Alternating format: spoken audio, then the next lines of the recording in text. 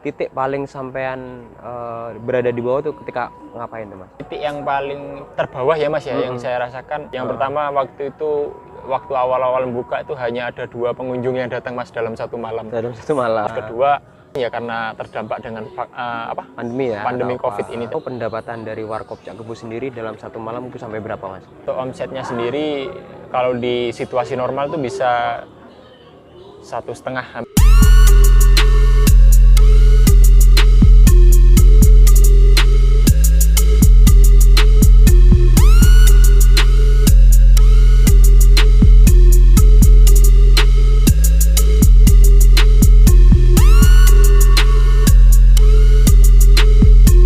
Assalamualaikum warahmatullahi wabarakatuh. Selamat datang di channel Ada Peluang. Ada peluang pasti ada. Pasti ada. Hari ini saya berada di Warkop Cak Kebo. Saya sedang bersama Mas Adib selaku owner dari Warkop Cak Kebo ya, Mas ya. Iya. Nah, Mas Adib, gimana sejarah singkat tentang Warkop Cak Kebo? Kapan memulai buka usaha Warkop ini, Mas?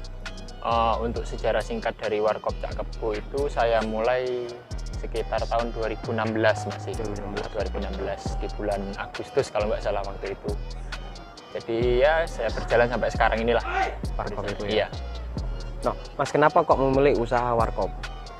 Memilih usaha Warkop karena atas dasar pertama saya suka ngopi, Mas. Suka ngopi. Terus kedua karena kopi itu adalah kebutuhan pokok mungkin ya Mas ya, hampir sama dengan beras, gula dan lain sebagainya. Karena setiap hari saya rasa orang pasti minum kopi, makanya saya memilih untuk berjualan kopi Mas dengan merek Warkop Cak Kebo seperti itu. Nah, ini kan tepatnya di Jalan Tidar ya, Mas ya? Iya, di Jalan Tidar. Di Jalan Tidar sendiri kan banyak kedai kopi, warung kopi, angkringan. Nah, apa yang membedakan Warkop Cak Kebo dengan warkop-warkop yang lain, Mas? Yang membedakan kita dengan kedai-kedai lain atau warkop-warkop lain di Jalan Tidar ya Mas ya, terutama ataupun di tempat lain di Kota Jember. Yaitu di Warkop Cak Kebo sendiri kita memadukan dari 2 konsep Mas. Yang pertama itu adalah konsep angkringan, yang kedua kita memadukan atau menjual kopi dengan kualitas baik Masnya. Jadi kita gabungkan angkringan dan juga kopi dengan kualitas terbaik disatukan menjadi Warkop Cak Kebo itu tadi. Nah, Mas, sampean kan memulai usaha ini dari tahun 2016, Mas. Iya, sekarang 2016. tahun 2022. Nah, pasti sampean kan mengalami pasang surut sebuah usaha. Ya, bisa dibilang seperti itu. Mas, kita kan bicara masalah pasang surut pasti ada suka dan duka ya, Mas ya. Iya. Nah, titik paling sampean berada di bawah tuh ketika ngapain tuh, Mas? Sepanjang perjalanan. Sepanjang perjalanan ini titik yang paling terbawah ya Mas ya, yang saya rasakan ada 2 sebenarnya sih Mas. Yang pertama waktu itu, waktu awal-awal buka itu hanya ada 2 pengunjung yang datang Mas dalam satu malam. Dalam satu malam. Jadi hanya ada 2 pengunjung dengan nominal nominal membeli pendapatan waktu itu hanya 10.000. 10.000, oke. Iya, itu dalam satu malam. Terus kedua titik terendah mungkin ya karena terdampak dengan Pandemi ya. Pandemi COVID ini tadi Mas. Jadi makanya pendapatan agak menurun atau bisa dibilang anjlok Mas. Anjlok. Itu sempat tutup atau gimana Mas Adib? Karena pandemi. Karena pandemi sempat tutup kurang lebih 3 bulan Mas. 3 bulan. Iya, 3 bulan. Nggak ada pendapatan sama sekali dong? Tidak ada pendapatan sama sekali. Iya. Nah, barusan kan sampai bercerita tentang waktu yang duka. Iya. Epic moment selama sampean berjualan dari tahun 2016 yang sangat berkesan itu apa, Mas? Yang sangat berkesan selama buka sampai sekarang ya Mas ya.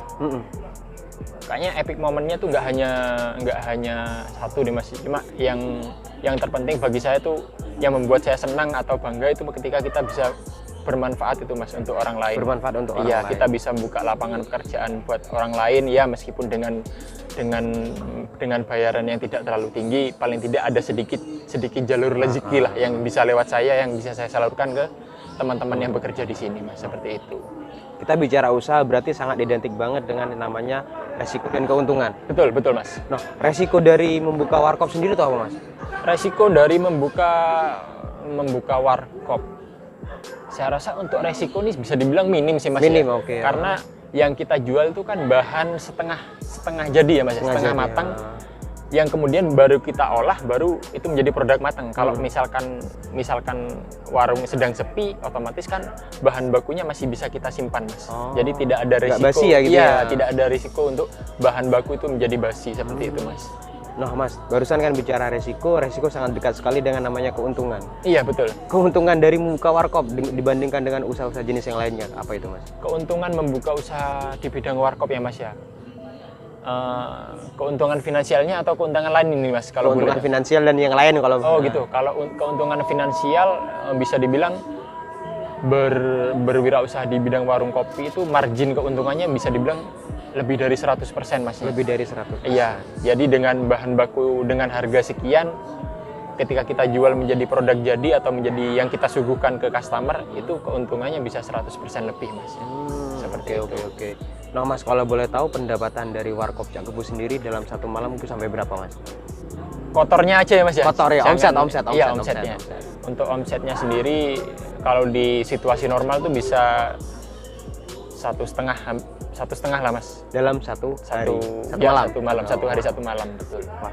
Mas, kedepannya harapan dari Mas Adib sendiri selaku owner warkop Cak Kebo ini apa Mas? Harapan saya sendiri terkait dengan usaha warkop Cak Kebo, saya berharap saya bisa punya banyak cabang di Jember terutama Mas. Di Jember saya pengen punya banyak cabang dengan tujuan saya juga bisa memberikan jalan rezeki untuk orang-orang lain Mas, yang bermanfaat untuk orang lain dan juga bisa bermanfaat untuk saya sendiri juga tentunya. Wah, semoga tujuan Mas Adib yang mulia itu segera dapat dalam waktu dekat ya Mas. Amin, amin Mas. Terakhir dari saya Mas, mungkin ada pesan-pesan buat teman-teman yang ingin memulai buka usaha. Soalnya kan teman-teman muda ini mulai buka usaha kadang ragu, bimbang, galau. Itu apa Mas? Ini nggak hanya usaha warung kopi ya Mas ya? Bebas. Jadi apa ya? Kalau menurut saya sih untuk usaha yang baik itu adalah usaha yang dimulai Mas, mungkin Mas ya. Usaha yang baik adalah usaha yang dimulai. Usaha yang dimulai, betul Mas. Jadi tidak terlalu banyak konsep. Iya. Betul, tidak apa-apa punya konsep, cuma yang penting itu kan langkah pertama Mas. Langkah kedua dan selanjutnya itu kan berjalan apa adanya nanti. Yang penting dulu langkah pertamanya dulu. Langkah pertama berjalan, otomatis selanjutnya akan mengikuti. Oke. Mungkin saya ketika tarik kesimpulan dari Mas Adib, pesan-pesan dari Mas Adib, usaha yang baik adalah usaha yang dimulai. Iya betul. Oke Mas Adib, terima kasih telah memberikan kesempatan pada tim channel Ada Peluang. Semoga penjelasan dari Mas Adib bisa bermanfaat untuk teman-teman di rumah. Amin, amin. Jangan lupa klik subscribe dan nyalakan lonceng notifikasinya. Ada peluang, pasti ada. Akhir kata dari saya, wassalamualaikum warahmatullahi wabarakatuh.